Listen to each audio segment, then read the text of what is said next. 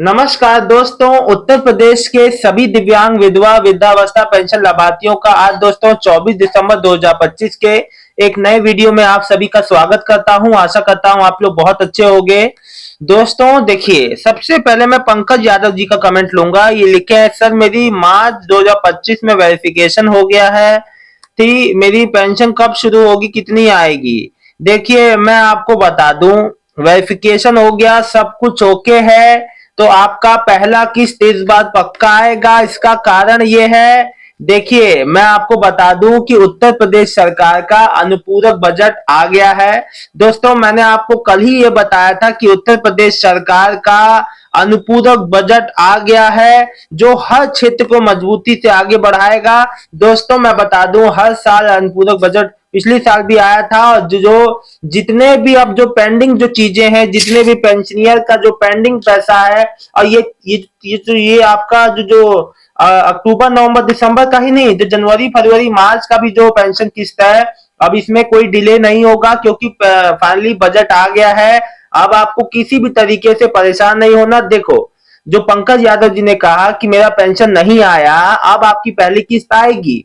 अब सभी को पर्याप्त बजट आ गया। देखो, बजट नहीं पास हुआ था, तो इस वजह से पेंशन डिले हो रहा था।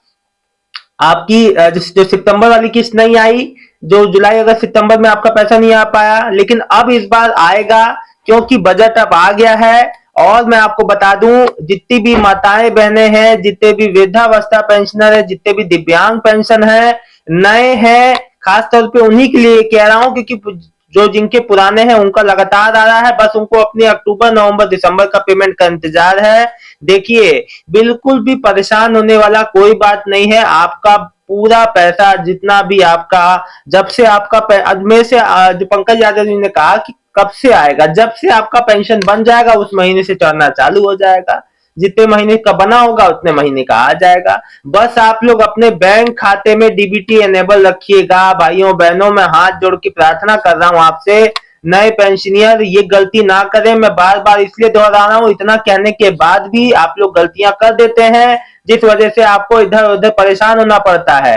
और देखिए, एक बार आपका फिर जो परेशानी का सॉल्यूशन थोड़ा लंबा हो जाता है। इसलिए कहता हूं कि जब आपका पेंशन नया पेंशन हो, तो आपने सारे कागज, जब जितना काम किया है, तो बैंक में जाके एक काम और कर लिया कीजिए कि डीबीटी एनपीसीआई को एनेबल करा दिया कीजिए। अरे मैं कहता हूं वहां मत जाइए, घर बैठे कर लीजिए। मैंने इसका तरीका वीडियो में बताया है, आप जाइए उसको देखिए। घर बैठे आप, अब देखो सरकार की घर बैठे आप जो कैसे डीबीटी एनेबल करोगे, इस पे वीडियो है, देख लेना। देखो सरकार का क्या है कि सरकार अब कोई भी सहायता राशि सीधे बैंक खाते में दे रही है डीबीटी के माध्यम से। अगर नहीं जोड़ोगे तो दिक्कत होगी। देखो, अब जिनका जुलाई अगस्त सितंबर में पेंशन पेमेंट नहीं आया था, अगर वो इनकेस अगर वो बजट की समस्या से नहीं आया, तो इस बार सबका पेंशन पेमेंट आ जाएगा। देखो, रुकता किसी का भी नहीं है। कभी कभी बजट का अभाव होने से, पेमेंट शॉर्ट होने से ये दिक्कतें आती हैं, जो अब समस्या फाइनली सॉर्ट आउट कर ली गई है।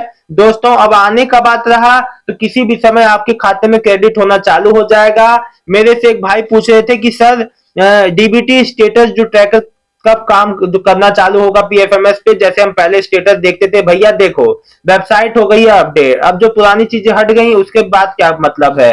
अब नए तरीके से नो योर पेमेंट वाले सेक्शन में जाके अब एक नया तरीका आ रहा है पेमेंट स्टेटस देखने का, नो योर पेमेंट, जिसमें बैंक अकाउंट का नाम नंबर डालो और डीबीटी के माध्यम से आपके खाते में पेमेंट आई है वो दिख जाएगा सीधे, बस। और कुछ नहीं हो सकता। उसमें रजिस्टर्ड मोबाइल नंबर पे, जो कि बैंक वाला रजिस्टर्ड मोबाइल नंबर पे ओटीपी आएगा, जिसमें डाल के देख सकते हो। भैया और कोई तरीका तो नहीं है, क्योंकि मैं बता दूं कि 2-3 महीने पहले जो पीएफएमएस का स्वरूप को बदल दिया गया है, उसमें स्टेटस पहले देखना बहुत आसान हुआ करता था। आदमी अपने जो पेंशन के एप्लीकेशन नंबर से, पेंशन नंबर से आसानी से अपने पेंशन की हर एक हरकत पे नजर रख लेता था, लेकिन अब फाइनली वो चीज नहीं है।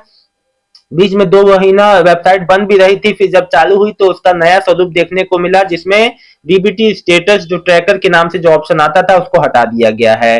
दोस्तों, उत्तर प्रदेश के जितने पेंशन लाभार्थी हैं, वो वाला जो घर से बैठे आप डीबीटी स्टेटस और डीबीटी एनेबल डिसेबल कैसे ट्रांसफर कैसे करते हैं, वो वाला वीडियो जरूर देखिएगा, बहुत महत्वपूर्ण है। अगर आपको असमंजस है कि आपका डीबीटी अनेबल बैंक में है या नहीं, तो सबसे पहले मोबाइल में एम आधार ऐप को डाउनलोड कर लो, लॉगिन करो, उसमें अपना एम पिन सेट करके उसमें लॉगिन जब करोगे तो ऊपर आधार आपका दिखेगा और नीचे आपको कुछ ऑप्शन दिखेंगे जिसमें बैंक सीडिंग स्टेटस का ऑप्शन आएगा। उस पर क्लिक करोगे तो आपका आधार नंबर पड़ा हुआ आएगा, आपको कैप्चा डालना है, फिर फिर आपके आधार रजिस्टर्ड नंबर पे एक ओटीपी आएगा जिससे आपका सारा डिटेल सामने आ जाएगा कि कल आपने लास्ट टाइम अपने आधार सीडिंग करा के डीबीटी एनेबल कराया था, सब आपको दिख जाएगा साफ साफ।